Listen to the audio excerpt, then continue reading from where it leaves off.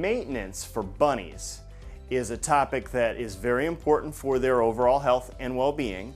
And so we're going to discuss all of the items that are going to fulfill the maintenance needs for your pet bunny. So when we think about a bunny in your home, in most cases you're going to need to provide bedding for the bottom of their habitat. The bedding is twofold. The bedding is going to provide a level of comfort for the bunny as it sits on the floor of its habitat, but also there's a functional element of the bedding where it's going to absorb any bunny poop, bunny pee, things like that, particularly when you have a baby bunny that's not yet litter box trained. The bedding's an important thing. When we think about the characteristics of bedding, we do want to think about the ability of that bedding to absorb liquid and odor. With a pet bunny, the odor is not really in the poop, it's in the pee. So you want things that absorb the liquid and also will mute or trap the ammonia smell. So we have a paper-based bedding. So the paper-based bedding like this, where it comes in the fun colors, is very soft, highly absorbent, and you're not going to lay this super deep in the habitat. You'll probably lay this bedding around, maybe less than an inch. And you'll actually pile it a little bit higher in the corners because particularly when your bunny is first getting used to their habitat, they'll typically pick a corner and that's going to be where they potty. So a little deeper in the corner will fulfill that need to absorb the liquid. So this is the fun colors and it expands a lot. This particular package is 56 liters that expands to 3,400 cubic inches. So you get a lot for your buck. So this is several different full changes for most size habitats. They also do have it in an all-natural form where they haven't bleached or colored it yet. That's also fine. It's a little less soft than the fluffy version, but gives you a similar functionality. And both of these have been screened for dust. There's still going to be some dust, but there's going to be less dust than many of your other options. The only time the fluffy paper beddings are not going to be ideal for your bunny is if you have a lion head bunny or some other long-coated variety. This is a very fluffy bedding, and so it's possibly going to get stuck in your long-coated bunny's fur. So there's other options for your long-coated bunny, and those are going to be pelleted. So we have the Fresh World bedding. The Fresh World bedding is a pelleted bedding, and it comes in just the natural gray. It also comes in a colored variety.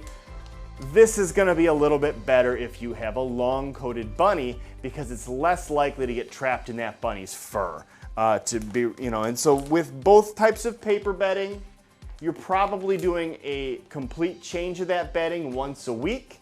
You can spot clean it daily, and if you do spot clean it daily, you may not have to do a complete teardown every week.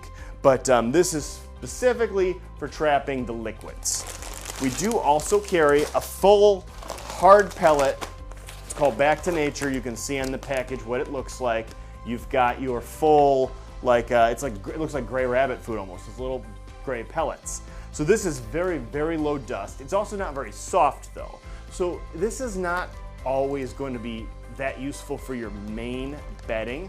A lot of times this will go in a litter box instead of your fluffy beddings. So now, there's some other types of beddings out there that we haven't shown. There's types of shredded wood bedding. There's aspen, pine, and cedar.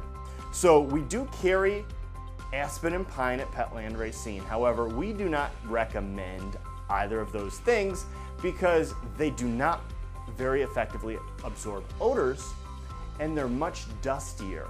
And so the bunny is in this bedding running around. It's peed in this bedding and now it's kicking up dust. It's breathing that peed on dust. It's not the best thing for your bunny to be in. So we don't really suggest you use the natural wood beddings. There's also oils in that wood, and some of the different small animal type creatures may have sensitivities to the oils in that wood. And then there's one bedding that you should never use for your small pet, and that's cedar bedding.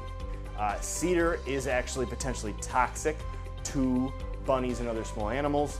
So even though it smells really nice to us, we don't want to use cedar at all ever for a pet bunny. Now, I alluded earlier to the topic of litter box training.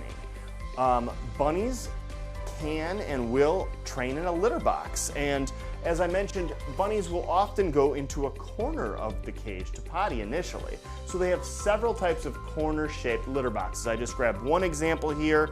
It's deep, so the bunny can easily back into that litter box. This one also features a shield. Sometimes they kick, and this will greater contain any of that bedding.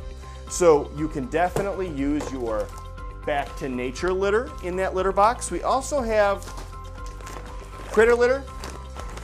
Critter litter is nice because it looks like little balls. It's made out of a non-toxic mineral called bentonite. And when this litter has been peed on a lot, it actually melts. And if you look at the habitat, it's no longer little balls in the litter box. It's actually kind of melted to look like it's flat. That's how you know it's time to scoop that stuff out and change it. So either way, the paper litter or the critter litter are good choices, low dust, and going to be highly absorbent of the ammonia, which is really what we're trying to control.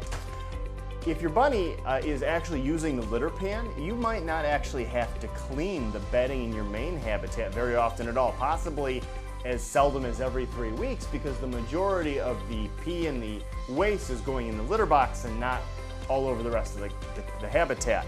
So that's great. So then you would be cleaning this probably every 3 days, maybe once a week, depending on the volume of waste and how your litter looks in the litter pan. Now, when you are initially setting up your bunny's habitat and you have a litter pan, you're not actually going to put that in right away, because you do want to have some sense of where in the habitat the bunny wants to potty. Once you've found the corner that the bunny likes, you're actually going to scoop some of the poop out of that corner and put it in your litter box. And then you'll clean that corner, put the litter box in that corner, maybe with a combination of some of the bedding from the habitat along with the bedding, the litter that's going in here, and then you see if the bunny keeps going potty in the box. Now sometimes the bunny will, instead of using the box, they'll pick a different corner. There are different boxes that you have the ability to secure the box in the corner if you find the bunny's actually dragging the litter box out to potty behind it. So that will kind of be dependent from rabbit to rabbit as far as what their behavior is. But once they're actually going in the litter box, it makes the maintenance of the rest of the habitat so much easier. Now, talking about the maintenance of the habitat, when you have the bedding dumped out of the base of your habitat, you'll find that there's going to be a residue, right? Because the bedding's got a little dust, the pee residue gets through the bedding, hits the bottom of that habitat, and kind of forms a crust. So the thing to do is dump all your bedding, and then we have this habitat cleaner. The habitat cleaner is enzyme based, so it's safe for your bunny, and the enzymes break down organics. It's going to break down that ammonia scent, so that way the bunny does not, the bunny habitat does not smell very bad at all. If this is going to be in a child's bedroom or in your living room or something like that, the last thing you want to smell is bunny waste. So using the habitat cleaner every time you dump out the bedding really does freshen up the whole habitat. And if you have a newer habitat that has a plastic base or a wood base, this is going to prevent that ammonia from soaking into the base and just making your cage stink all the time, even when it's clean. So using this right off the bat, you can also use it in your litter box. Once you've dumped the litter, you spray that out, let it sit 5 minutes, and then you can wipe it all away. So this is a great thing anytime you're cleaning up after you're changing your bedding. Do this before you put your fresh new bedding in. Now, that kind of covers the habitat maintenance. Then you have the maintenance of your pet bunny itself. So one of the things that is true for bunnies and all rodents is they have teeth that continuously grow. In the wild, their teeth are used as a tool. They're used to build their burrow and to forage for food, and so functionally the teeth have to keep growing and they're wearing down all the time.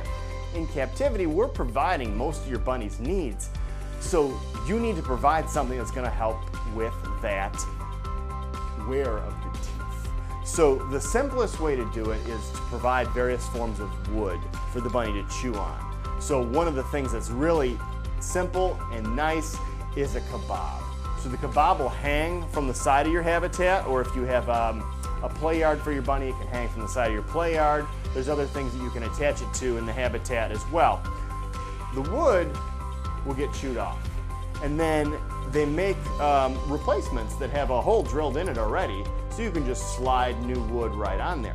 The other thing you can do is that when your bunny's the proper age to provide fresh vegetables, you can actually spear those vegetables on the kebab.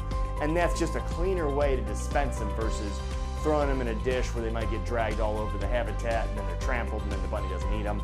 It's very clean. Similarly, if you're going to provide wood for your bunny to gnaw on, it's good to dispense it somehow, to not just throw it in the habitat and hope the bunny doesn't get it all dirty. So this keeps the wood clean and at eye level, so the bunny's going to be engaged with it. They have also several different types of hanging wood type chews. So this happens to be a party pack. There's actually 5 different choices in this party pack for your bunny to gnaw on and wear their teeth down. So again, these each have their own little mount on there, so you can attach it to the sides of the habitat, to the play yard. They have activity centers for bunnies, and all of those will allow for the mounting of extra chew devices. The other thing is that bunnies will be eating hay continuously, and the best habitats are going to actually have a hay manger or a hay silo included. But providing hay in multiple spots will make it interesting for your bunny.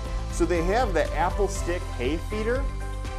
This thing's totally edible. So your intention in providing this is not that this is going to be a forever dispenser of hay, but actually that the bunny is going to gnaw on this hay manger and actually eat it through chewing on it while they're getting their hay.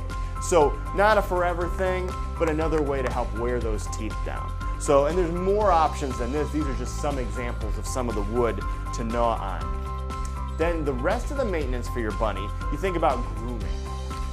Now, if you have a slick-coated bunny, they got the soft little brush. This is just for the short-haired bunnies. This is just going to help kind of wipe some of the loose fur off the top of the coat. Bunnies like lionhead bunnies that will have a longer mane, you definitely want to comb. This will help you comb debris out of the coat, so like if you have bedding stuck in the hair, that's going to help. But then the other thing is that that mane will shed. And if you have a lionhead bunny, they start out where their whole body is fluffy, and then at maturity, most of the mane stays around the head, not so much around the body at all. When that shedding process occurs, combing out the loose fur is the way you facilitate that shedding. So this is a great thing. They also do have a slicker brush for bunnies. So with most types of bunnies actually, they'll appreciate the slicker brush. This has the pins that have the coated tips, so it feels nice to the bunny. It's like a little massage. It will gather up loose fur, and it's just kind of a nice experience.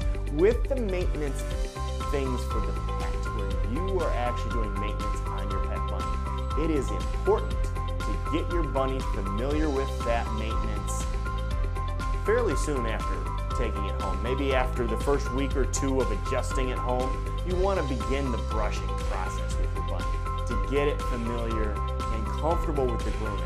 If you don't ever try to brush your bunny for the first 6 months you own it, and then you try to brush your bunny, he's not going to trust you very much. He may not like that, and so that's no fun.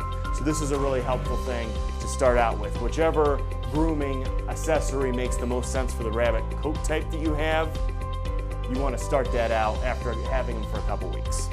The final thing for maintenance for bunnies is going to be the maintenance of their nails. So they make little bunny nail trimmers, and with the bunnies, this is a thing that you should be doing probably every 3 weeks or so. Those nails will grow fairly quickly, and when a bunny is uncomfortable, especially when they're being handled, if they want to get away, one natural thing for a bunny to do is to kick or scratch.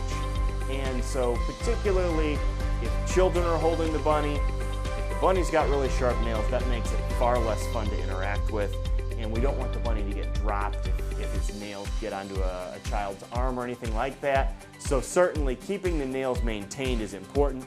We always recommend a styptic powder. This is going to help if you happen to trim the nail too short. This is going to clot any bleeding that's going to happen right away. And it's also going to help dull the pain for the bunny. So using this and having this on hand anytime you're going to attempt to trim nails is a very important thing. And certainly when you're getting your bunny comfortable with it, you know, if they have a treat that they like, if you have a bit of hay, if you're holding something for the bunny to chew on, maybe while you're getting them comfortable with the nail trimming process, that will be the best thing. Otherwise, if the bunny seems to just be completely uncomfortable, you can kind of cover the bunny's face with a towel, cover the 3 legs you're not trimming with a towel, and that way the bunny can't kick or scratch you while you're trimming its nails. So that covers all the various maintenance needs for your pet bunny. If you have any questions, please talk to a pet counselor in store.